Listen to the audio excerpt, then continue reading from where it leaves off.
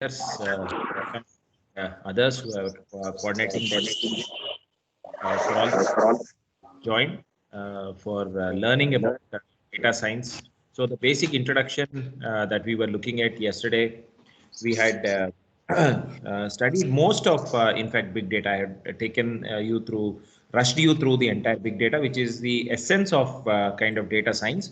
When we look at today, I will be mostly sharing how to go about or what can be done as few examples. Yesterday, I did some case studies of some BTech and MTech and PhD work which was done.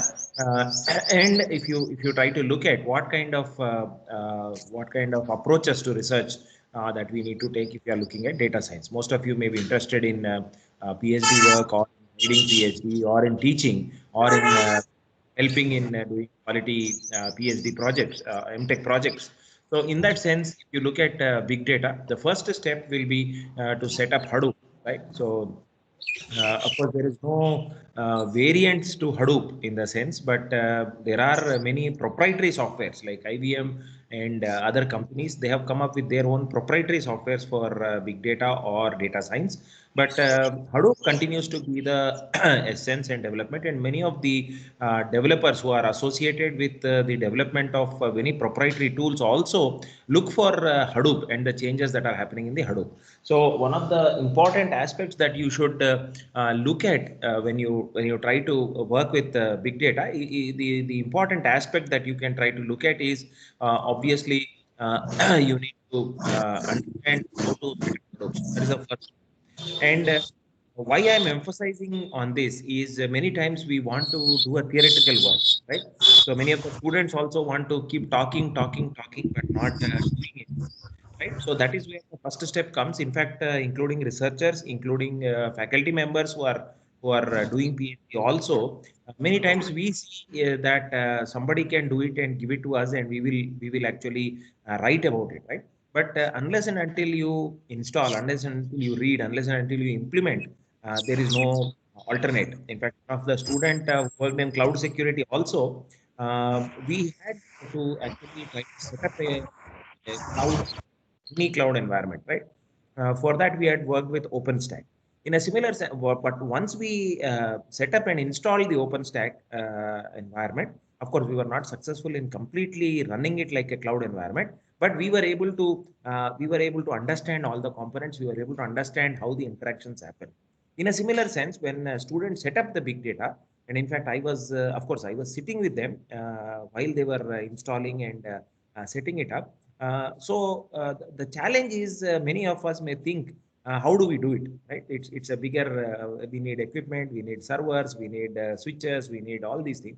But when I looked at these challenges, and maybe you may be thinking in NIT Jaipur, there are a lot of funds, there is a lot of equipment. Of course, certain equipment is a little more than what is there in a private engineering college, but definitely you will get at least good i7 machines. Maybe if you can get 5 i7 machines, free time when you want to set up. So that is where the journey starts. If you can get five good i7 machines, maybe they will have 4 GB RAM or 8 GB RAM, so you will have to increase the RAM size, right? 4 GB also will work for Hadoop, but if you have 8 GB or 16 GB, Spark kind of environments to set up, it will be easy. So the first step is for you to invest a little bit. So that's what I wanted to share today. My own journey, my own experience, right? When students started working with Hadoop, so we had to increase the RAM of the systems that we got, right? We were not having the IN, and nobody was giving, no grant was there, even department was not supporting. Okay, and I was a young faculty. Today I'm the head of the department. I can buy some RAMs and I can get some systems, or I can allocate some systems to my students and all that. Right now I have some projects also. So in the projects also there is some hardware, and we are able to easily manage with that, right? But when I was beginning, when I was like some of you, right? So I invested from my pocket. Some 8 to 10,000 rupees is not a big issue, right? But what is the outcome, or what is the advantage of investing? The advantage is we can actually get some publications, we can write some good papers.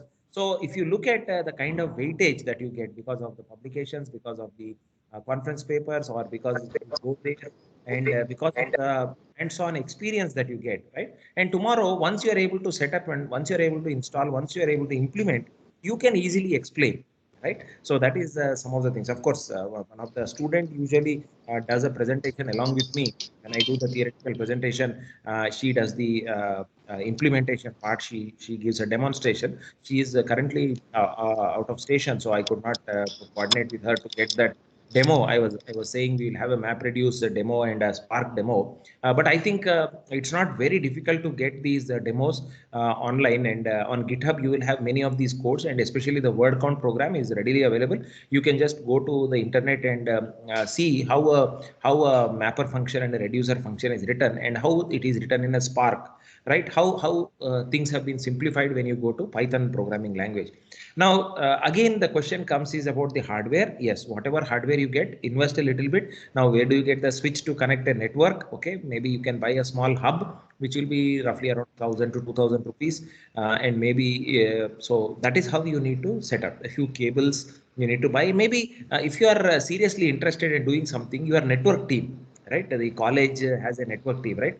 They take care of the internet and all. They will be very much interested to help you.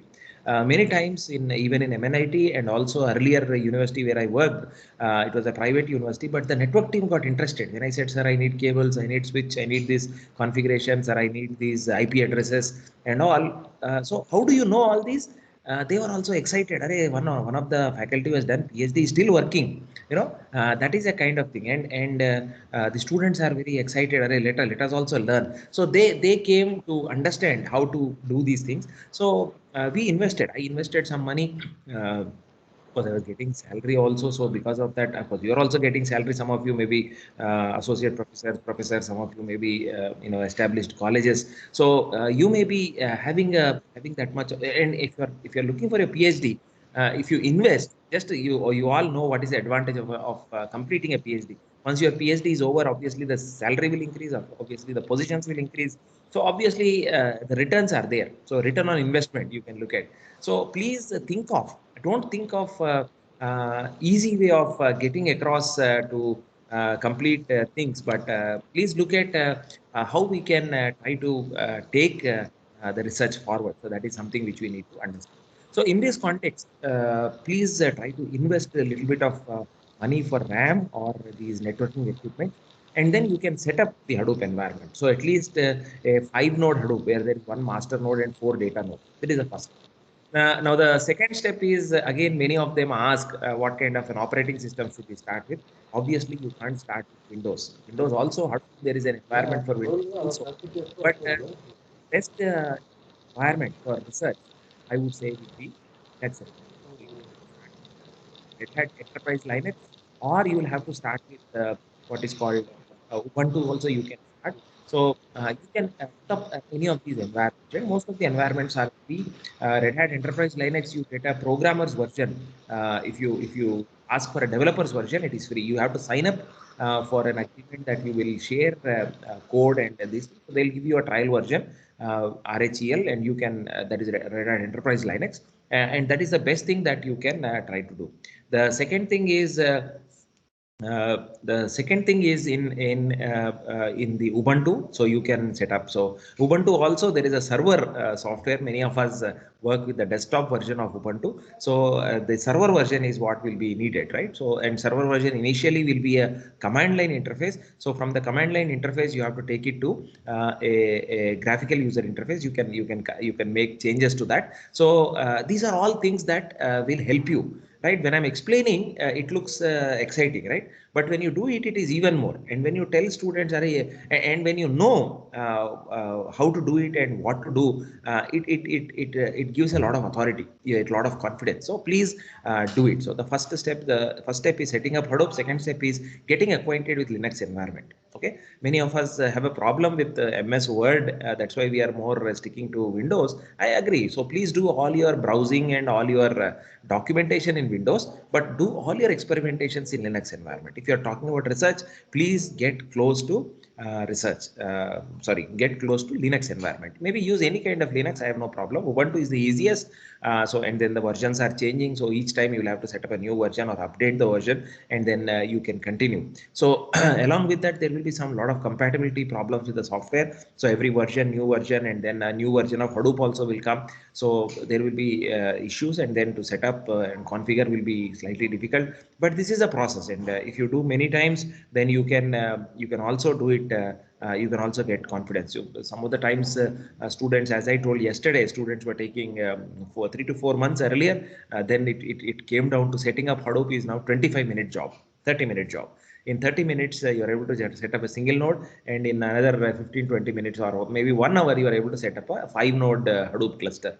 So that is what we have got that experience. Now, if students come, I give them some blogs, and I ask some students who already set up to help them. Right, within 1 hour, they set up the 5 node. The fresh person who has come, and they get used to Linux environments. And many of the students from BTech, students who come for MTech, they are all acquainted with Windows only, and slowly we move them to Linux environment. So this thing. The third thing that I would like to emphasize is, if you want to work with data science, the most important and powerful language today is Python.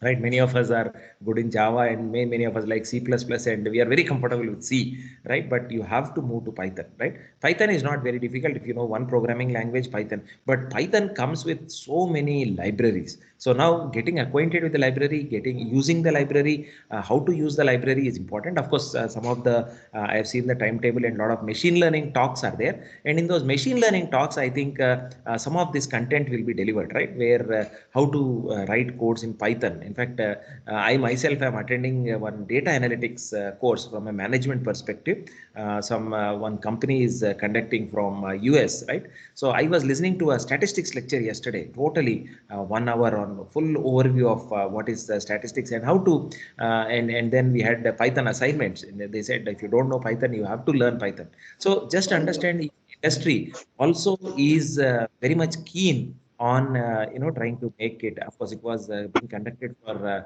NIT Surathkal faculty, NIT Jaipur faculty, and NIT Goa faculty, three NITs. So one of the company which was set up by alumni of NIT Surathkal, they were conducting this program, and we gave this an offer because industry orientation is slightly different. So I also signed up for that, and I'm not able to attend all the lectures, but wherever I don't have the confidence, I am attending. There's a great learning. So if I am at this age, I am 46 now, and I am able to attend the training programs and do their assignments, you must also do the assignments that we are giving. So the assignments I talked about, please set up Hadoop. If you don't set up Hadoop, don't work on data science. If you don't learn Python, don't work on data science. If you are not able to implement the machine learning algorithms on Python, then it will be a difficult issue, right? Because if you go to the future also, when you talk about deep learning and other aspects, so many of the codes are similar to Python. So then you will have to learn TensorFlow. So you need to get into a mode of learning new things, right? And now I think quantum computing is coming up. Last year, I think in August, we conducted a quantum computing workshop with Microsoft. And again, we are going to conduct it in sometime in June. We will conduct, so most of you can join at that time. So quantum computing is coming up. So these are some things which you need to adapt, right? So this is the thing. Now, what do we do to start with? If I set up Hadoop, let us say I have set up Spark, or I have set up R Hadoop. Yesterday I did not touch upon R Hadoop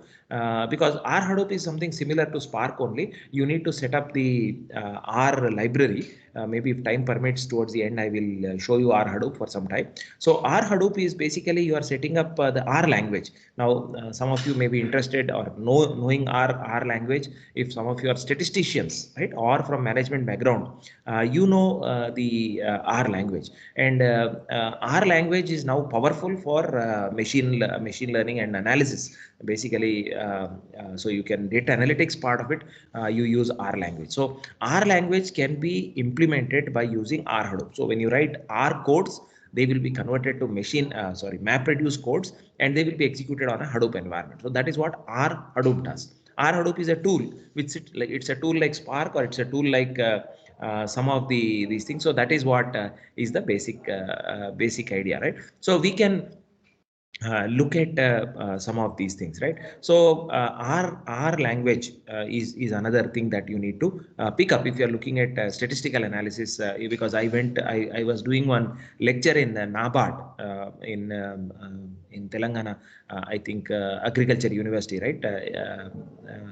Earlier it was APAU. Now I think it is Potti Sri Ramalu Agriculture University or something, right? Or Pandit Jaishankar University. I think I am not able to remember, but then I went to that university, which is in Hyderabad, and there I presented this thing, and there were so many agricultural scientists, and all the agricultural scientists were working in R. And when I presented R Hadoop, they were so excited because they understood everything.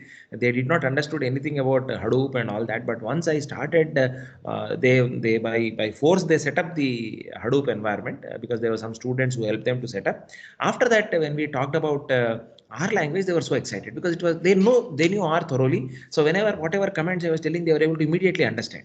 So I did not know much of how the R will influence their data, but I was explaining and they were able to easily apply, and they said, sir, this was excellent session. Because so again, looking at a domain that you are going to use, accordingly the needs have to be met. So as we talked about so many tools on Hadoop, what tools do I need? Should I learn all the tools? No, you don't need to learn all the tools. Kafka, Nifi, Spark, Hive, so many things. But then what is actually relevant to your this thing? So that is something which you need to understand. So now the most important thing after you have set up Hadoop, after you have what do you call get acquainted with the Linux environment, after you have got acquainted with Python programming or R programming, once these steps you cross, the most important thing for big data or data science is data, right? Where do you get data? So that is another biggest challenge. Many of us say we want to work on machine learning, deep learning, right? Many times students come to me. I said, see, machine learning and deep learning is a tool, and then it has to be applied to a domain. So now please finalize which domain you want to work. Okay. So the domain will give you the data. You want to work on healthcare, so you will get health related data. You want to work on agriculture domain, you will get agricultural or about the climate or weather, you will get the weather data. If you want to work on what is called business data, that is stock market, you get the stock market data. You want to analyze maybe some images or videos, you get the image processing, computer vision data. And all of these require huge data analysis. So the question that is there is about data analysis. So 1 minute. Sir morning sir doing fine sir मैं एक lecture में हूँ अपना presentation 11 बजे है sir I will call you back I'll call you at 10 sir exactly at 10 huh? I just oh अच्छा sir ये मेरा लेक्चर चल रहा है एक्चुअली आउटसाइड इंस्टीट्यूट में I'll sure हाँ So sorry for it was an important call. We have PhD interviews today, so that's another challenge for me. That's why I preponed this lecture. So anyway, the point that we were looking at is what kind of data or where can you get this data? So yesterday, while I was mentioning, we had done some assignments, we had done some data we could collect from what is called Kaggle. Okay, please note down kaggle.com, or maybe in the chat I will mention, so you can pick it up from there. Kaggle.com, Kaggle, Kaggle.com. Okay, so Kaggle.com has a lot of what is called these data sets, and in fact there are a lot of data science competitions are there in Kaggle, and the other one is KD Nuggets, right? kdnuggets.com. This is also there, and of course there are a lot of machine learning repositories, right? A lot of machine learning repositories which are there, which you can use, like the University of California at Irvine, UCI. There are a lot of data sets. There are a lot of intrusion detection data sets, and maybe but how do I know, where do I get to know these data sets, right? So you need to read the research literature, and then you will come across these data sets, like and then they are most of them are downloadable, but huge data, so 1 TB data and all. So if you have a 1 TB machine, where can you download the system? So you will need to try to set up these things. So that is where another advantage that comes is you need to use tools like Google Colab, right? So some of you may be using. What is Google Colab? It is a facility which like a Google Cloud. Cloud, you can create a virtual machine and run it. Google Colab, you can run some simple deep learning applications, some machine learning applications. It's a resource. It's a cloud environment. You don't have the hardware, you don't have the storage space. So Google gives you that space, and for at least the first year, first 1 year, they give some $300 credit or something, which is quite some good amount, where 1 year research you can easily do. After that, maybe you will have to pay for it, or you create another Google account and then create another Google repository, and then you manage it, right? Because Google doesn't verify. What it needs is a credit card to create an account, and after that you can remove the credit card, and you don't have to pay anything. So with that resources, right, Google Colab and Google Cloud resources, or even any other cloud environment, you can use that for free subscription for 1 year. Most of them offer. So that 1 year you can use those resources and get your work done. So start creating the account only after you are ready to do your experiment. So first read these things. So now, where do I get this data, and what kind of data? If your data is not more than 100 GB or more than a few hundreds of GBs, it is not a big data. So that is one important aspect that you need to understand. Many times students come with projects and they say, we have done a data science project, we have done this, and they have worked with 100 MB of data. 100 MB of data can work on a single system. You don't need a cluster. You need a cluster of machines when your data crosses the storage capacity of a single system. So that is 1 TB. Usually most of our laptops or desktops have 1 TB hard disk. If your data is more than 1 TB, then then you will understand why you will need a MapReduce environment, why you will need a clustering program, why you need a software which is going to be slightly different. So these are issues which you need to understand. So in this case, how do we go about is a big question, right? So you need to get these data sets. So downloading the data sets, creating space to keep those data sets, and when you are ready with the program, when you written your algorithm, or when you have modified a slight modification on a machine learning algorithm, and then you are trying to implement it on this thing. So that is where data science is progressing, right? You are clubbing machine learning or deep learning with big data, right? That is where data science is science about data, right? So what are the information that you can get from the data? We discussed that the DIKW, right? Data, information, knowledge, and wisdom. So data science is basically looking at the wisdom part. So if I know that, if I do the analysis of the data, then I get wisdom, then I get understanding, then I get something I can do, right? If you have watched some of the I think yesterday I was watching some movie of Chiranjeevi's son. I'm not able to remember his name, right? So he does an investigation about some chemical reactions and all. He's an IPS officer basically, but he does a lot of data analysis, right? He read a lot of newspapers and a lot of articles, and he has connected the articles, right? And then that is basically what is data science going to do. If you are clubbing all the data, and then because of all those data, you are able to get some information, right? So that is one thing. In fact, I also watch a series on Prime Video. Maybe I don't know how many of you are interested in watching these web series, right? So one of the web series is God friended me, right? It's a very funny situation where a person calling himself God sends a friend request to one person, right? So and then he starts sending him friend suggestions. So each of the friend suggestion, as this person investigates, he finds that person has some problem, and he solves the problem. So maybe I think about 40 episodes I was seeing, and different problems different individuals are going, and this fellow gets to know more about them just by public data.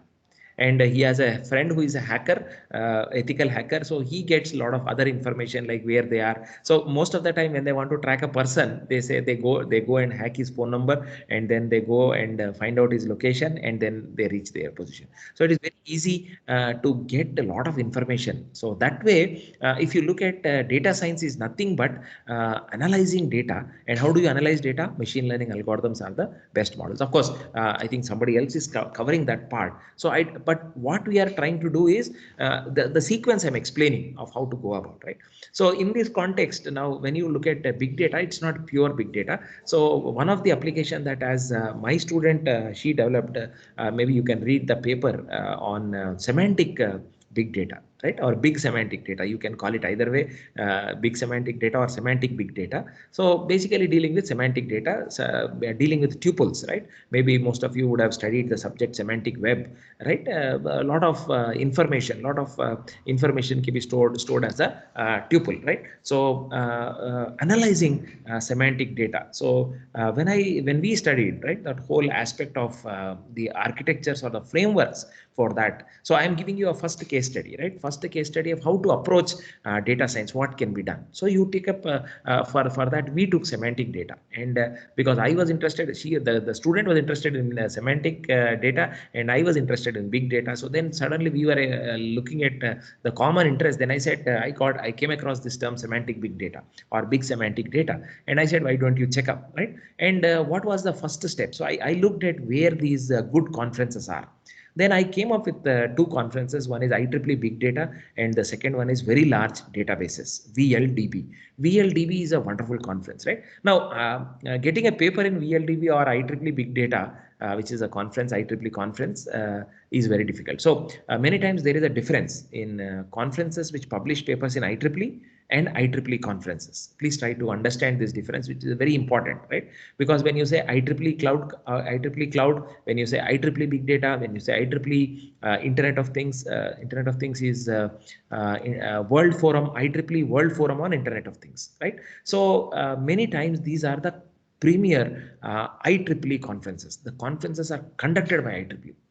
There are many conferences, and in fact we can also conduct, NIT also conducts a lot of conferences, and these conferences go into IEEE, and these conferences go into IEEE, what do you say, IEEE Explore. So they are two different. I have done an IEEE paper, I have studied from IEEE. No, you have not studied from IEEE if you have not studied from IEEE conducted conferences and IEEE journals. They are different. In fact, I had a lot of papers when I joined NIT Jaipur. One of the established researcher, he looked at me and said, "Arey, what, you are not a good researcher." I said, "Sir, I have so many papers." Then he said, I have saw all your publications. You don't have an IEEE paper." So I said, "What does it mean? These are also journals. They are also journals." He said, "No, no, no. Getting an IEEE journal is difficult." Then I understood the importance of then I pushed all my students to do IEEE conferences and IEEE this thing. So then I had papers in IEEE Internet of Things, World Forum on Internet of Things, WF IoT. That's a good conference, IEEE conference for Internet of Things. So I have two papers on that. So that is how the excellence will move on. So at least what I want to encourage is trying in those conferences may be very difficult, or you may not even think of it. But why don't we study papers from such conferences? Now, you want to work on data science. Why don't you study VLDB papers? I'm not saying you attempt VLDB. VLDB is very difficult, I understand. If you start working from today, after 2 years, you may be able to write a paper at least worthy of reviewing, to getting reviewed in VLDB. Because VLDB, if they see a simple paper, they will immediately say this is not suitable, and they won't accept it.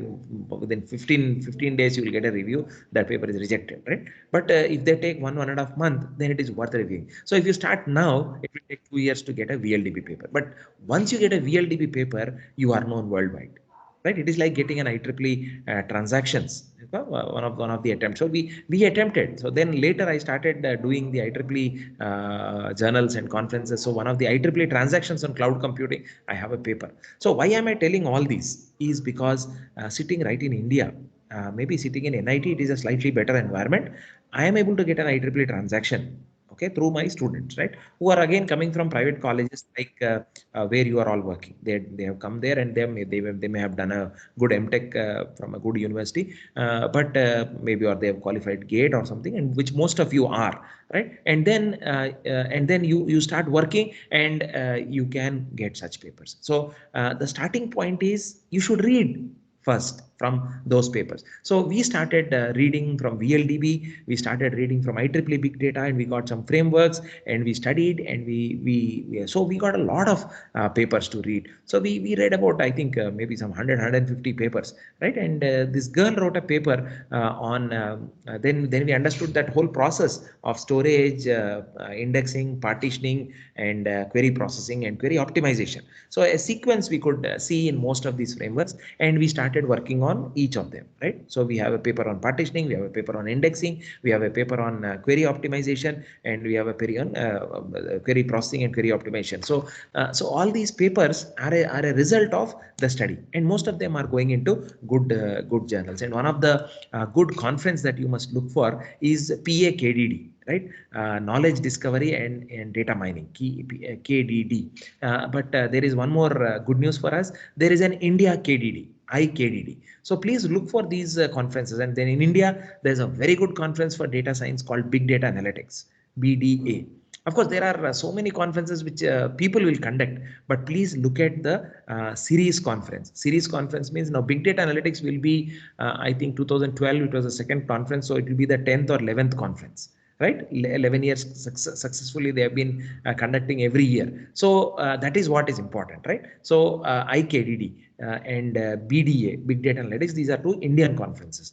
And there is one more conference called COMAD, right? COMAD, COMAD. And along with COMAD, there is one conference, CODS, Conference on Data Science. So please look at these conferences. Conference on Data Science, that is CODS, or COMAD, Conference on Management and Data Analytics, I think, or Management and Analysis of Data, COMAD, COMAD, and CODS, Conference on Data Science. So please go and read these papers. So once you read these papers, we got some ideas, and we published. We had a paper called HYPSO, which was published in Conference on Data Science on CODS, right? And we have sent one paper. So for a survey paper, it was published. Then later we have submitted a paper in Big Data Research. There is a journal in Elsevier called Big Data Research.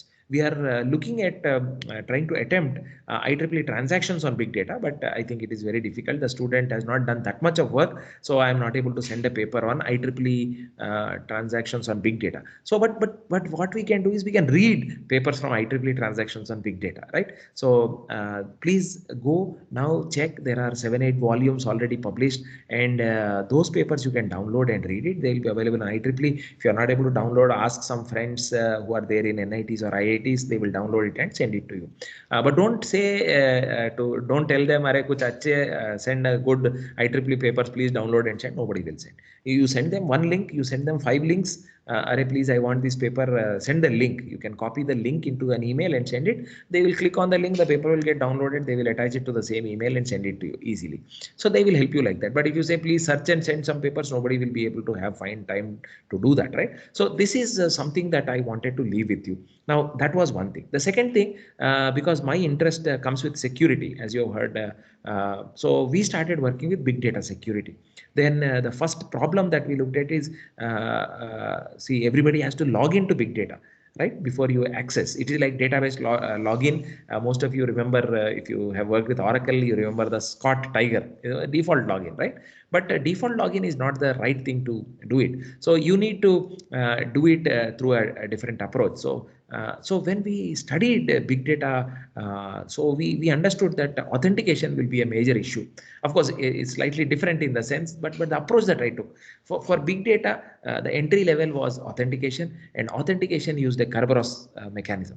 So we studied Kerberos, we studied that, and then we tried to look at bugs in Kerberos, and we could come up with some variation, and we could publish what is called a CVE. CVE is common vulnerabilities and exposure. So big data security has a big challenge, right? Some of you may have security issues in data science. There will be so many issues because how data can be changed, how data can be manipulated, right? So that is another big issue that you can look at. So we could publish that common vulnerabilities and exposures, which is listed on the website. So you can go and look at that CVE, right? In 2018, the numbers are 5009 and 5010, right? You can look at that CVE 2018-5009 and 5010, or you can search our names. The student was Pooja Shinde and Emmanuel Pili, and you can check that out, right? So in that sense, so we looked at, first was semantic web data,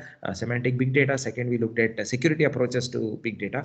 Now we are working on data lakes. One of the student is trying to build a framework for data lake. What is data lake?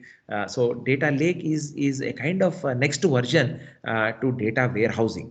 Data mining and data warehousing. Data warehousing is slightly different from big data, right? So data warehousing is the way that small databases cannot apply. So data warehouse, big data. No. Data warehouse and big data have a slightly different approach, and a combination approach sitting on top of big data and on top of data warehouse is this approach called data lake. And we were thinking what data lake, when it will be implemented in India and all that. So we were thinking whether we should go ahead with trying to build a framework for data lakes, right? So then we understood that when we looked at searching data lake, SBI was moving its data into data lake. And we had surprisingly Jaipur, we had one project notification which they said Rajasthan police was moving to set up to store all their case data. They want to set up a data lake, some 48 lakh project or something to set up and configure a data lake. So we missed it, because otherwise we would have applied and we would have got that and we would have got the experience also, but the deadline was over. But right in India, data lakes are used, right? And I was talking to one student who wanted a recommendation, right? She was working in the financial company. I'm not able to remember that name, the financial company, and she was a software engineer, but she wanted to do MS now. And she told me that sir, and then in her resume she wrote, sir taught me big data, and now I am working on data lakes. I was surprised. Then I said, can you share some information? So she gave a lot of data for us. I'm not able to remember that name exactly. Something like Goldman Sachs or some company which actually Fidelity Systems, Fidelity Investments, right? Fidelity has a setup a data lake, right? And it works on data lake. So this kind of information. So you can, now when you look at data science, please don't think I'll have to write a small program and I will run on small data. You need huge data, and you need to write a good machine learning algorithm, and you need to actually work on these things. So that is the best thing to do, and this is where you can try to progress, right? So that is what can be done. So now this was the data lakes. Now data lake framework. So what we started was, we had a first level of thing, that is how to collect data, right? Data ingestion is what is called, ingestion of data. So how to collect data, or how to gather the data from multiple sources, because data lake will not only have a source coming from one data source, but it will come from multiple data sources. You have to combine all the, right? So that is where it is called data ingestion, right? So after data ingestion, now how do you store it? How do you store it in a physical environment, right? You have a lot of storage space, but how do you organize it? How do you partition it, or index it? How do you store it? So that is something that you can try to look at. So after that, then again, how to retrieve the data. How do you query it? How do you get results out of it? How do you run algorithms on it, right? So that is the framework that we are trying to build. And as we read the literature, there's so much of literature on data lakes now coming up. First 2 years we did not have much of data, but there is so much of literature which is coming up. So what I was trying to intend today is, when you approach data science, right, and when you approach these things, so basically you must be to do. It is not easy, but it is not impossible, right? One thing, it was very challenging for me when one of the very reputed faculty academician who actually built this this thing, the NIT system. He came and he was delivering a lecture for us all faculty, and he told that he was also the Director General for CSIR, right? And he was speaking to us, and he told us that many times we all crib that we don't have resources, right? And we don't have facilities. If we have this, if we have that, we can do this, we can do that, right? Then he told when supercomputing power was denied to India, right? Many of the G7 countries that we call, right, the established countries like US and France and these countries, G7 countries, they denied India to build a supercomputer, right? They did not give the material, they did not give the resources, the technology transfer was not done. So then India had a plan, and they developed the Param supercomputer, right? The CDAC was set up and all these things, and then they invested a lot of money, and then they built an indigenous Param supercomputer. Right? Of course, some material would have been procured from otherwise, but the technology was built within India, right? And then, so after the supercomputer was released, and it was then the New York, they say Times, New York Times had a headline. It says India is angry, right? And he told that MLM principle. What is that? Is you get the maximum output with less resources for more people, right? So you get the maximum output for with less resources for maximum output. So MLM. So you will have less resources. There is no way about it. I cannot also help. Government also cannot help. But whatever you have, use those resources and try to make the best out of it, and then try to get the maximum output from it. So and as you intend to do good things, of course there will be a lot of people who will not be happy about research that you are doing and other things, but if you intend to do good work, there will be many people who will help you. And I think good helps good. So that is what my experience is. When I try to do certain things, a lot of things came together to help me, and we could get some good publications. And now I have stopped kind of publishing in conferences. Now I publish only in good journals. So I say that please bring the work to that level so that we can send it to a journal. And mostly there are so many journals now, and so many good journals where they give you a review in less than 2 months. So I think within 3 years or 4 years, a very good PhD can be obtained if we all work hard. So I think that is where. So I shared 3 case studies: sitting in India, sitting with less resources, sitting with trying to get good publications. But where is the starting point? Starting point is to read good papers. If you read simple papers from Google, you will do simple work. If you read good papers, you will do good work. So I think that is what I wanted to leave with you, because I rushed through a lot of content yesterday. So maybe as I share the slides today to Kavita ma'am and others who are organizing this workshop, you please go through those slides in detail slowly. And a lot of material is available on Cloudera. A lot of material is available on Edureka and other things. A lot of data science content is there. A lot of material is immense. So there is no problem. There is no dearth of material. Right? And later the challenge would be to understand GitHub. How do you access material on GitHub? How you can get these example codes? How you can get these example data? And if you get hold of a paper and a data set, just try to get the same results that the paper had obtained. If you are successful with that, I think that is the first step. We are not doing that, and hence we are failing. If you are not able to implement an already implemented paper, already existing paper, maybe start with Indian papers only, no problem. Do that, right? And then you look at some good international conference paper, international journal papers.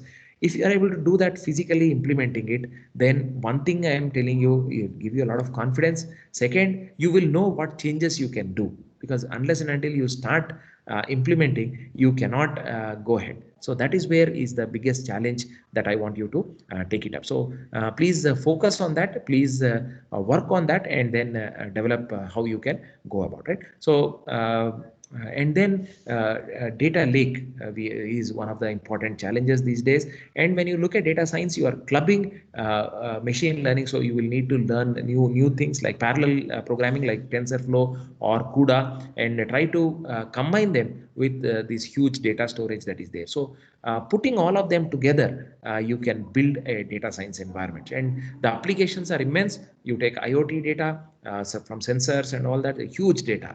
You take healthcare data, huge data. You take up atmosphere or weather data, lot of data.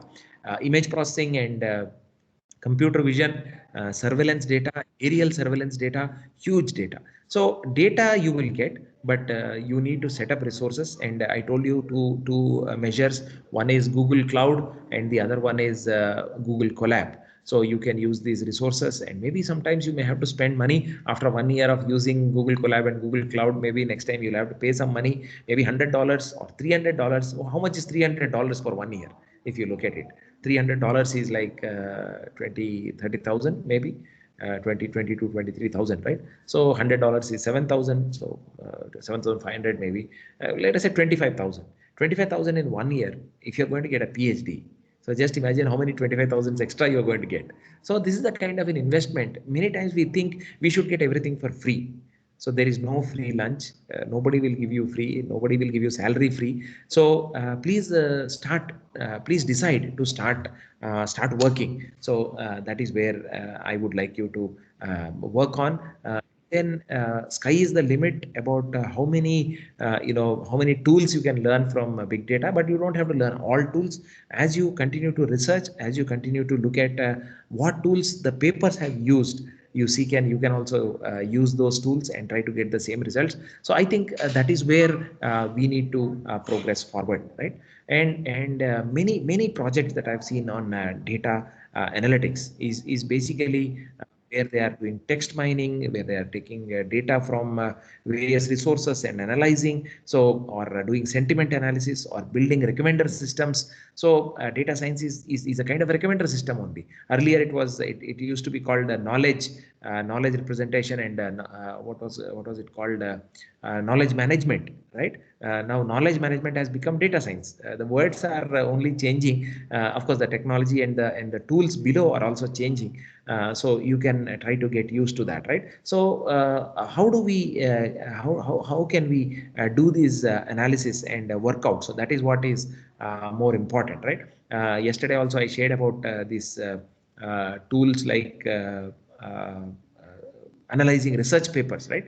A lot of research papers. So we did that assignment. After some time, we had to stop because IEEE privacy violations were mentioned. So somebody mentioned that you please check it out because it will be issue if you doing web scraping. I talked about scrapping data from the web pages. So that is unethical if the website permit.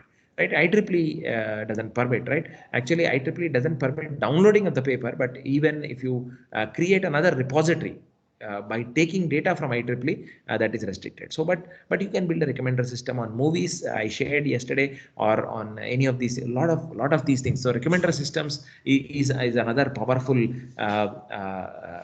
mechanism in itself. There are so many requirements of recommender systems, right? Because people don't want to check everything. They want to see which is the best flight. They go to Make My Trip and then get the best result, right? So recommender systems are a big choice. Which subject should take, which college should join, what rank I should get. So there's a recommender system. So these are challenges of data science, and you can take it further. So I hope, I don't know how much of justice I have done, but today I did not want to teach you more technology because I have thrown so much content at you yesterday. I think that is sufficient. But what I wanted to do today was to take you through an approach of how to go about your research, because Indian research is struggling, and Indian research is, I evaluate a lot of theses from JNU, and why am I smiling? You all know the reason, because they are all at the marginal level, right? There is no excellence. So I'm not saying that all theses are like that, but at least some of the theses that I get, I am really very upset. But okay, TK, because they have done some work, they have spent, some people have registered in 2010, some people have registered in 2012, 8 years, 10 years they have spent. So I feel, chalo, TK, they have done something, let them have their PhD. But the point is, if you become a researcher like that, and if your students do less than you, sir, you only did so much, or madam, you only did so much, what else you can expect from us? We are your students. So if you expect your students to do more, then you should also do that.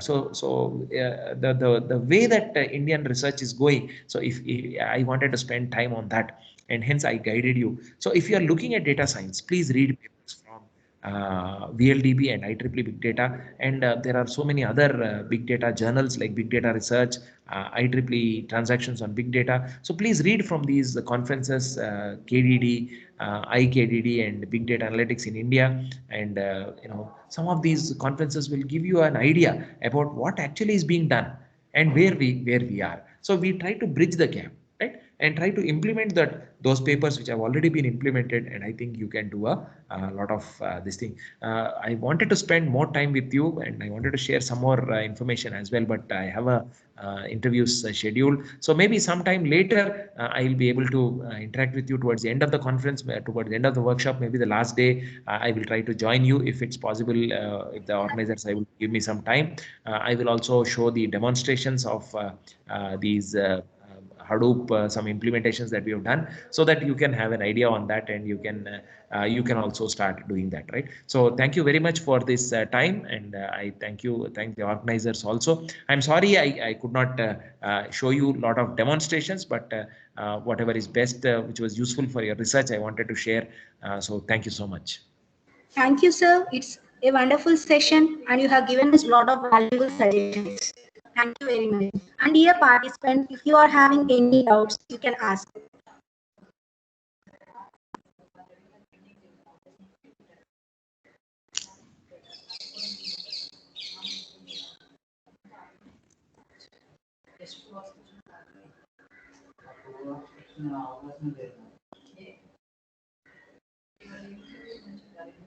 Okay, sir. Thank you so much, sir. Thank you. I think they are still digesting my lecture. So Yes, sir. hopefully it was useful for your research, and all the best. Thank you. Thank you, sir. Thank you.